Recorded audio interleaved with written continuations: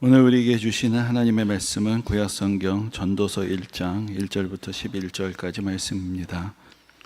허락하신 말씀을 봉독하겠습니다. 다윗의 아들 예루살렘 왕 전도자의 말씀이라. 전도자가 이르되 헛되고 헛되며 헛되고 헛되니 모든 것이 헛되도다. 해 아래에서 수고하는 모든 수고가 사람에게 무엇이 유익한가? 한 세대는 가고 한 세대는 오되 땅은 영원히 있도다. 해는 뜨고 해는 지되 그 떴던 곳으로 빨리 돌아가고 바람은 남으로 불다가 북으로 돌아가며 이리 돌며 저리 돌아 바람은 그 불던 곳으로 돌아가고 모든 강물은 다 바다로 흐르되 바다를 채우지 못하며 강물은 어느 곳으로 흐르든지 그리로 연하여 흐르느니라. 모든 만물이 피곤하다는 것을 사람이 말로 다 할 수는 없나니 눈은 보아도 족함이 없고 귀는 들어도 가득 차지 아니하도다. 이미 있던 것이 후에 다시 있겠고 이미 한 일을 후에 다시 할지라. 해 아래에는 새 것이 없나니 무엇을 가리켜 이르기를 보라 새 것이라 할 것이 있으랴.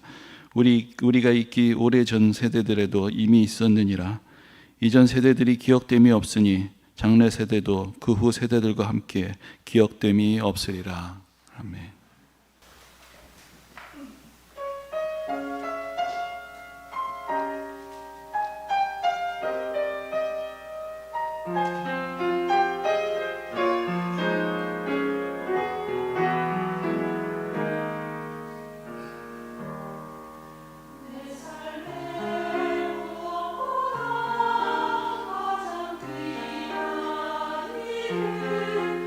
오직 하나님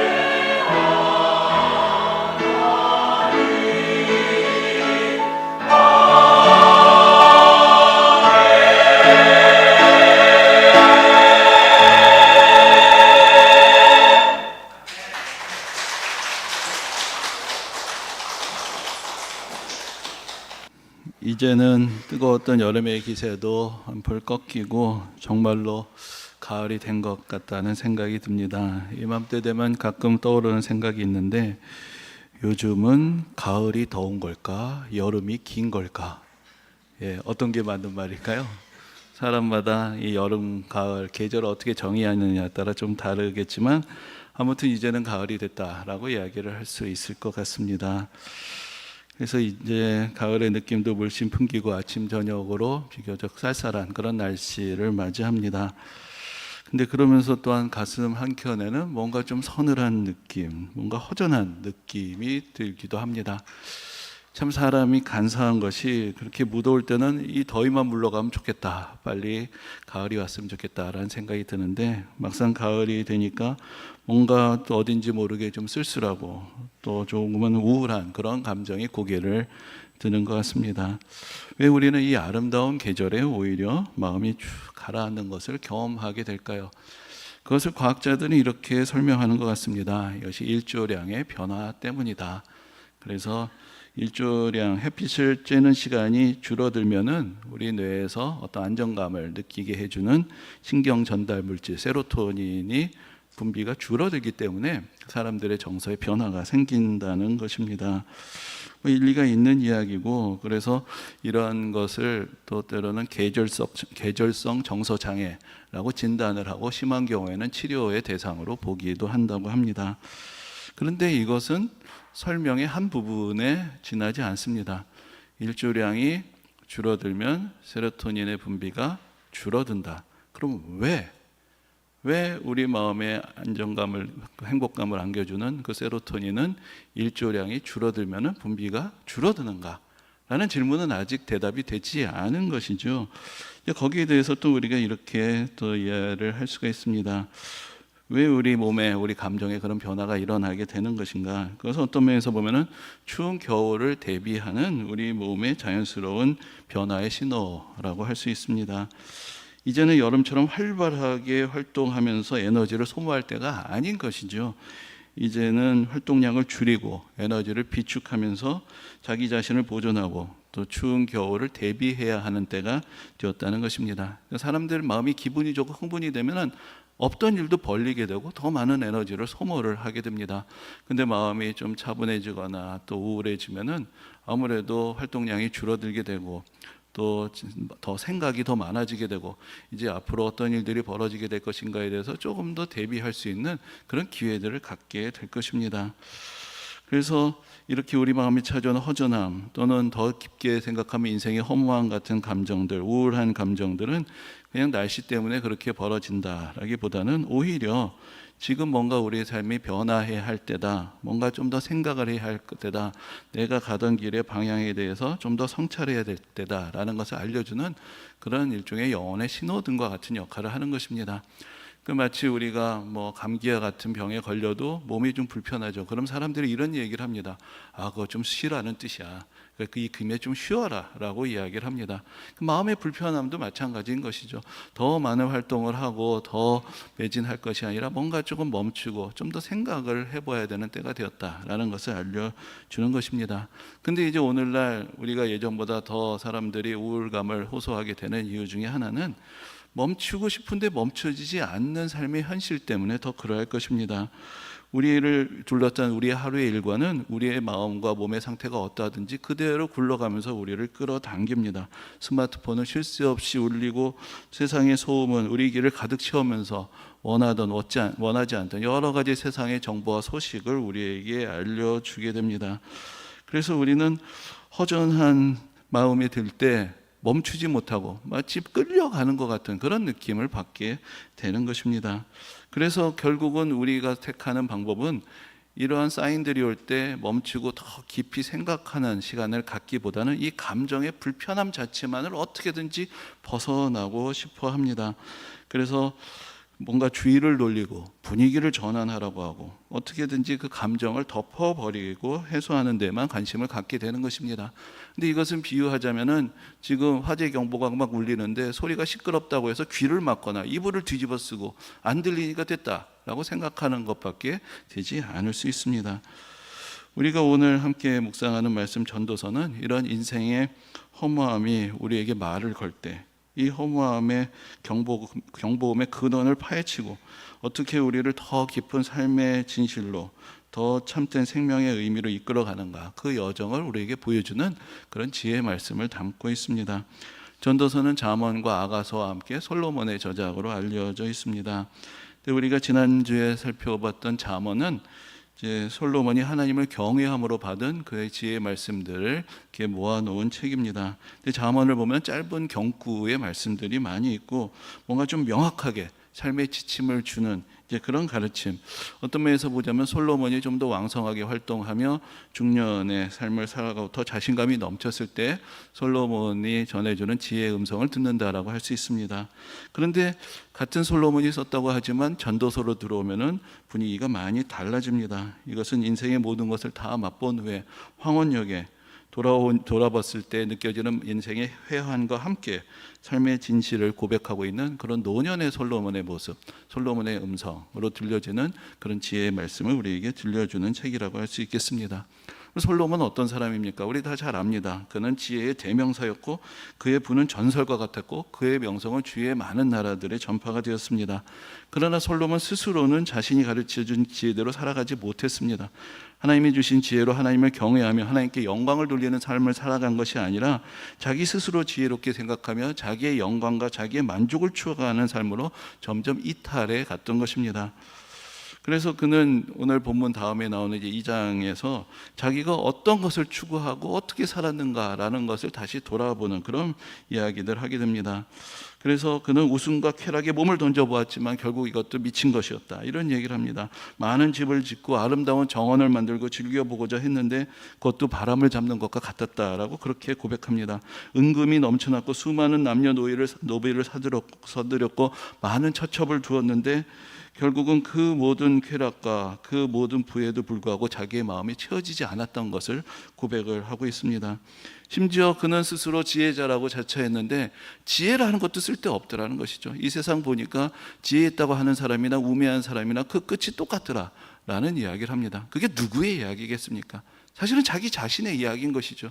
지혜롭다고 생각하고 살았는데 결국은 어리석은 길로 돌아가게 되고 결국 자기 인생을 돌아봐서 보니 과연 나는 그 지혜로 나의 인생을 통해서 무엇을 추구하고 살았는가, 이 모든 것들이 다 헛되구나 라는 것을 느끼게 되었던 그런 고백을 우리에게 전해주고 있습니다. 그래서 전도서는 자기의 인생을 다시 돌아보면서 그동안 미처 깨닫지 못했던 삶의 더 깊은 진실을 발견하면서 마치 유언과도 같이 우리에게 전해주는 그런 말씀이라고 할 수 있겠습니다. 이 모든 것을 경험하면서 이제 오늘 본문에서 솔로몬이 하는 그 중요하고도 좀 충격적인 그런 선언이 있습니다. 그것이 바로 전도자가 이르되 헛되고 헛되며 헛되고 헛되니 모든 것이 헛되다라는 그런 고백입니다. 여기서 헛되다는 것은 단지 비어있다는 것이 아니라 마치 겨울 아침의 입김처럼 또한 새벽의 안개처럼 손으로 잡으려 하면 이내 사라져버리는 그런 실체 없는 허무감에 대한 표현이 됩니다. 그것은 바람을 잡으려는 수고와도 같고 터지기 직전의 비눗방울처럼 헛된 아름다움과 같고 결국에는 아무것도 남지 않은 뜬구름과 같은 그 헛됨, 그 허무함을 그가 여기서 고백하고 있는 것입니다. 그래서 그 이유들을 생각을 해봅니다. 왜 그런 깨달음에 도달하게 되었는가? 오늘 본문에 몇 가지 이야기를 합니다. 그것이 자연의 순환 때문이 아닌가? 세대는 끊임없이 흘러가고 많은 사람들이 거쳐가지만 결국 땅은 그대로 있고 하늘은 그대로 있지 않은가? 해와 바람과 강물은 매일 똑같은 길을 따라서 계속해서 돌고 돌아가는 것 아닌가? 이 거대한 순환 속에서 한 개인의 수고라는 것이 무슨 의미가 있고 무엇을 남길 수 있는가라고 반문을 합니다. 그러면서 9절에서 이렇게 이야기합니다. 해 아래에는 새 것이 없나니 내가 뭔가 새 것을 발견했다고 열광하지만 사실 다 옛날부터 있던 것인데 잊혀진 것이라는 것입니다. 그런데 우리는 뭔가 대단히 새로운 것을 한다고 생각하는데 우리가 옛사람들의 모든 수고와 업적을 다 잊어버린 것처럼 우리가 남기는 모든 일들 결국은 시장에 가면 다 잊혀지게 될 것인데 그것 때문에 뭐 우리가 흥분하고 할 것이 있겠는가? 결국은 세상은 그리로 가는 것이 아닌가? 이제 그런 생각을 하게 됩니다. 근데 1장에서 말하는 것이 솔로몬이 말하고자 하는 전부일까요? 그럼 사실 우리는 1장만 읽으면 될 것입니다. 그러나 이 통렬한 진단은 우리를 절망시키고 이제 다 그냥 던져라 라는 것을 이야기하는 것이 아닙니다. 어떤 면에서 오히려 우리의 진정한 소망이 어디 있는가를 찾아가도록 우리에게 도전을 하는 것입니다. 그래서 전도서에 제일 많이 나오는 표현이 해 아래, 해 아래, 해 아래라는 말입니다. 전도서에서 해 아래라는 말은 29번이나 반복이 됩니다. 그가 말하고자 하는 이 세상의 모습, 이 해 아래에 있는 모든 것들, 하나님을 배제한 채 이 세상의 땅에 속한 것들을 추구하고 물질적인 성취만을 추구하고 살았던 그 인생의 한계를 분명하게 보여주고 있는 것이고, 이제 해 안에 있는 모든 것이 허무하다면 우리는 어디를 바라보아야 할 것인가? 이제 그것을 다시 한번 우리에게 도전하여 주고 있는 그런 말씀인 것입니다. 어떤 면에서는 솔로몬 자신도 가지 못했던 그 길을 우리에게 전해주면서 지혜를 받은 사람으로서의 그 마지막 사명으로서 너희들이라도 이렇게 살아라 라고 권해주는 이제 그런 사명이 담긴 그런 고백이라고 할 수가 있을 것입니다. 그러면 우리는 어떻게 이 헛된 인생에서부터 벗어날 수 있을 것인가?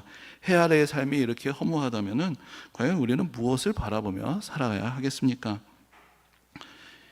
1885년은 우리나라의 선교의 역사에 있어서는 기독교가 본격적으로 우리나라에게 전래된 지 140년을 기념하는 140년 전에 그런 날짜가 됩니다. 그래서 그때 이제 공식적으로 선교사의 입국이 가능하게 되었고, 그러면서 이제 우리나라에서 본격적으로 선교가 이제 시작이 된 것이 이제 140년 전 1885년인데, 사실 그 당시에 조선이라는 나라의 선교의 문이 열렸다라는 것은 그렇게 많은 사람들이 관심을 갖는 일들은 아니었습니다.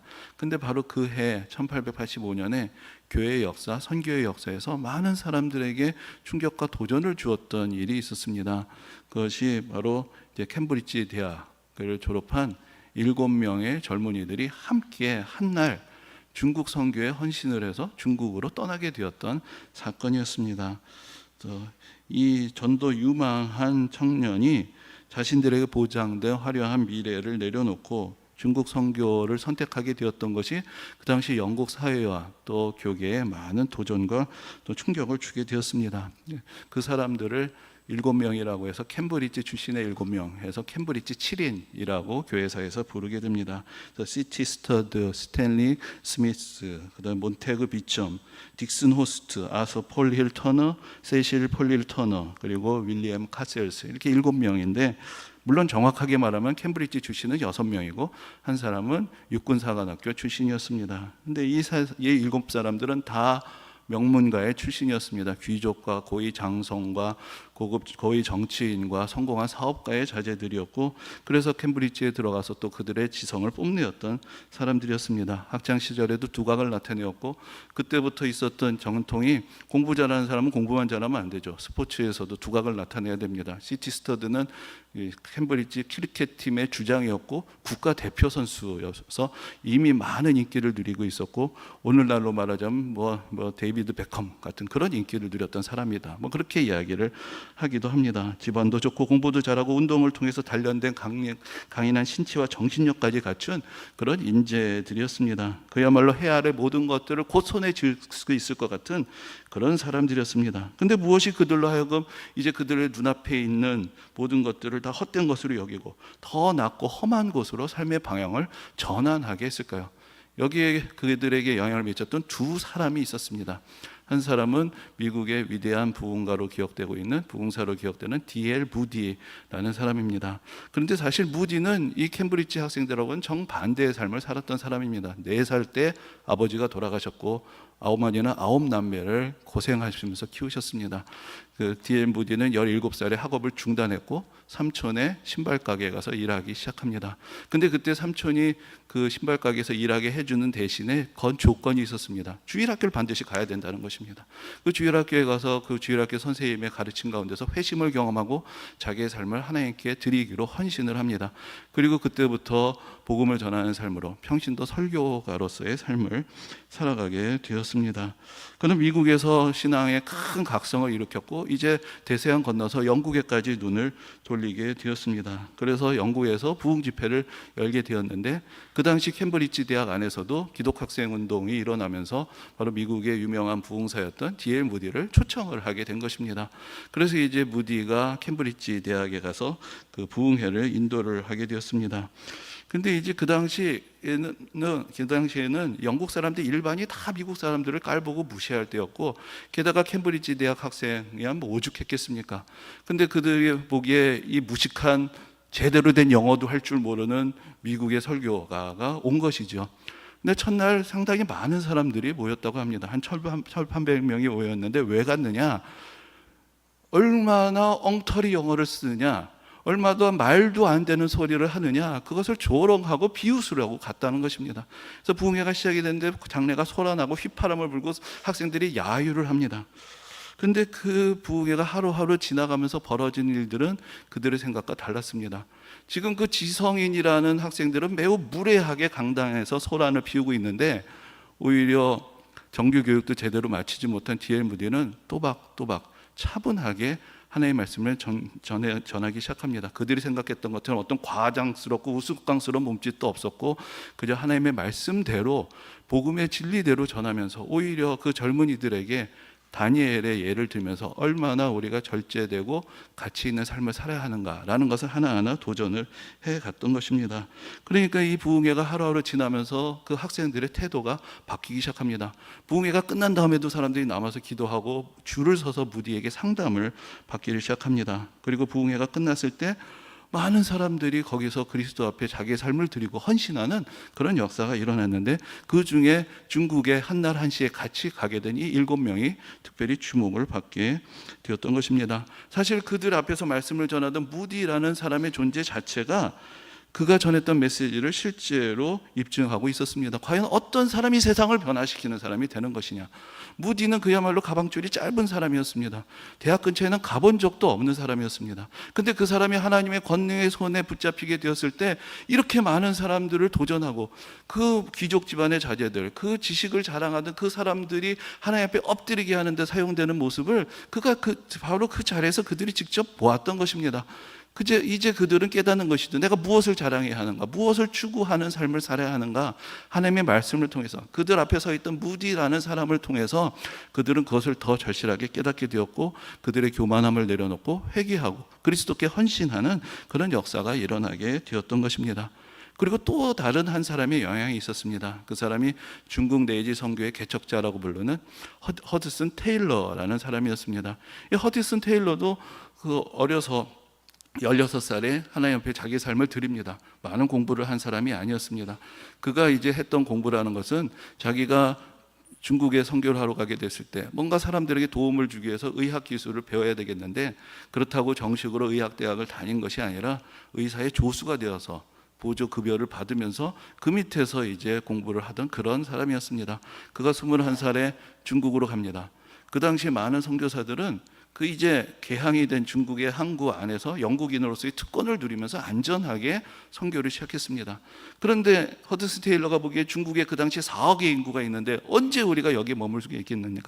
그런데 그 당시에 중국 내지는 개방이 되어 있지 않기 때문에 외국인들이 들어갈 수가 없었고 어떤 위험을 당할지도 모르는 상황이었습니다. 그러니까 그가 생각을 하는 것이죠. 머리를 검게 염색을 하고 중국 사람들과 똑같은 옷을 입고 외국인이 티를 내지 아니하고 중국 내지로 들어가야 되겠다.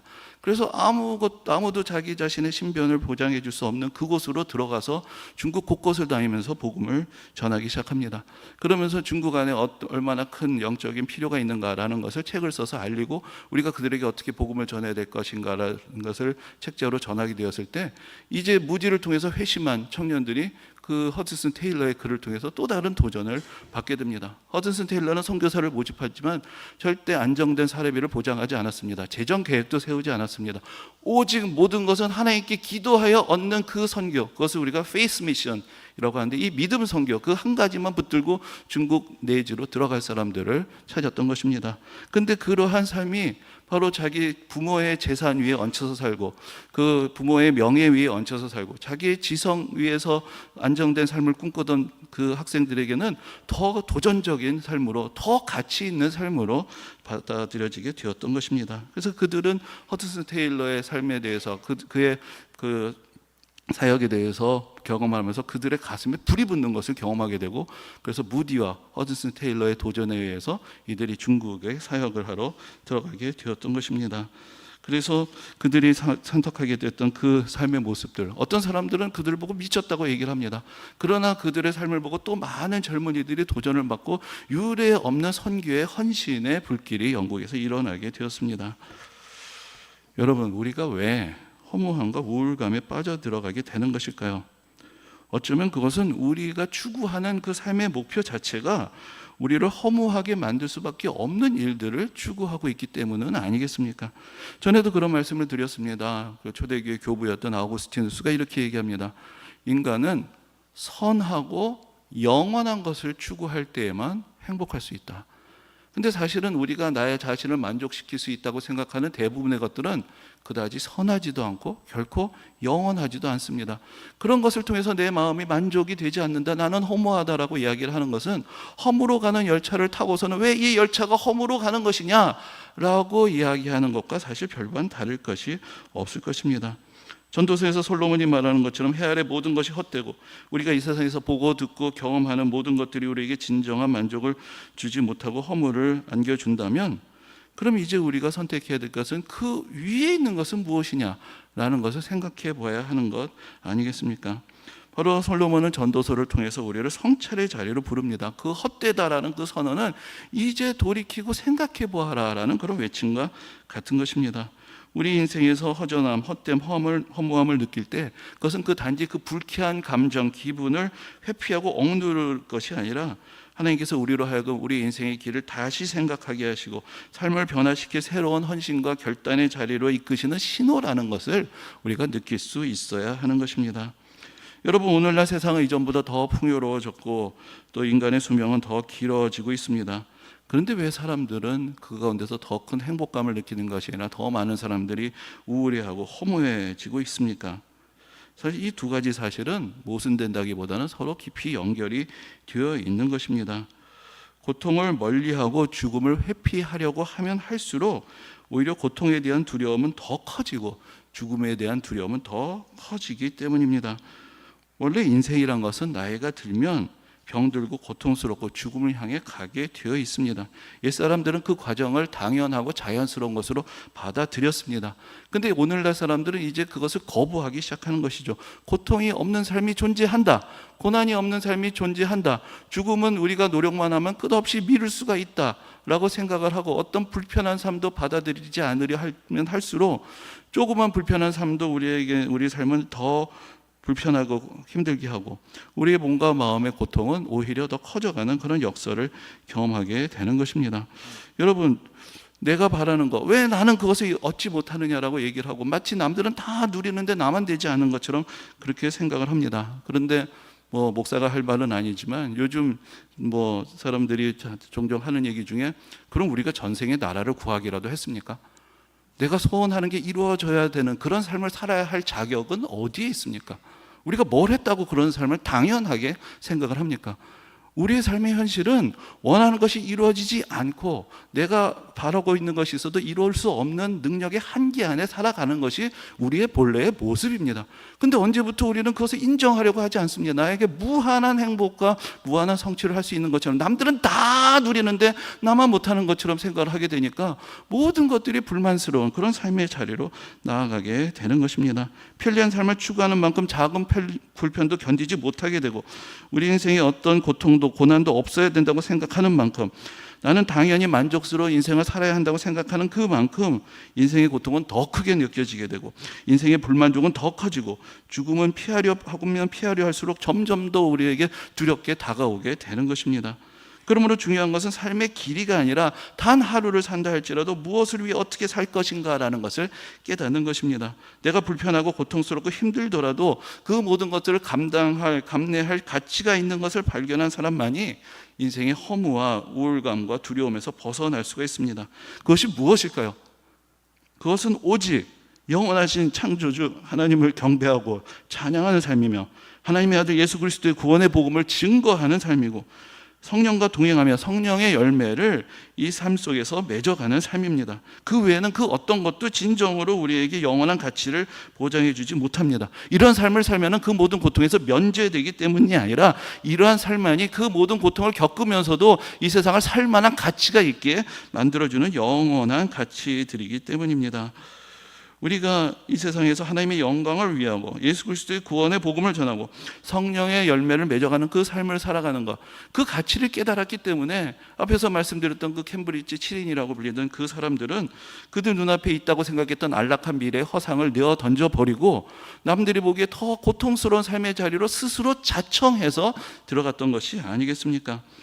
그래서 앞에도 말씀드렸던 그 캠브리지 7인 중에 한 사람이었던 C.T. 스터드가 이런 유명한 고백을 남겼습니다. 한 번뿐인 인생 속히 지나가리라. 그리스도를 위한 일만이 영원하리라 라는 말을 남겼습니다. 그리고 그는 자기의 삶의 결단을 실천하면서 그가 그래도 오늘날로 말하자면 수십억에 달하는 재산을 상속을 하게 됐는데 그것을 다 기부를 합니다. 그리고 아무것도 보장되어 있지 않은 그 중국 선교사에게를 택하여서 중국으로 들어가게 되었던 그런 모습을 보여주었습니다. 그가 보기에는 영원한 삶을 통해서 영원하지 않은 것을 포기한다는 것, 이것은 큰 대단한 일이 아니었다는 것입니다. 여러분, 우리는 어떻게 살아가고 있습니까? 지금 무엇을 위해 살아갑니까? 인생 무상, 인생 허물을 느끼면서도 단지 그 감정만을 억누르고 버티고 살아가고 있는 것은 아닙니까? 우리의 남은 날이 얼마가 되었든지, 그게 하루든 일주일이든 한 달이든 1년이든 얼마가 되었든지 간에 그 하루를 우리는 어떻게 살아가고 어떻게 의미 있게 가꾸어 가고 있는 것입니까? 그 하루하루가 의미가 없는데 이 삶을 늘려본다는 것이 우리에게 어떤 의미와 가치가 있겠습니까? 그 매 순간순간이 우리에게 하나님을 경배할 이유가 가득한 시간이 되고 우리가 만나는 모든 사람들, 우리의 삶의 자리가 어디 있든지 간에 그것이 바로 예수 그리스도의 구원의 복음, 은혜의 복음을 전하는 기회들이 되고 우리 삶에 우리 주위에 있는 사람들에게 하나님의 은혜를 전하고 사랑을 전하면서 바로 성령의 열매를 맺어가는 그런 삶. 그래서 그 매일매일의 삶이 사랑하고 섬기고 헌신하고 노래하고 찬양하고 감사하는 삶, 그것으로 우리의 날들을 하루하루 채워가야 하지 않겠습니까? 인생의 허무는 우리에게 말을 걸어오는 것입니다. 그 음성 속에서 우리를 영원한 생명으로 부르신 하나님의 음성을 듣고 응답을 하게 될 때 이 가을을 우리 인생에 대한 깊은 성찰의 시간으로 삼을 수가 있게 될 것이고 그 성찰을 통해서 우리는 더 깊고 더 진실되고 더 행복한 인생의 길로 들어가게 될 것입니다. 이 은혜가 모든 성도님들에게 함께 하시기를 주님의 이름으로 축원합니다.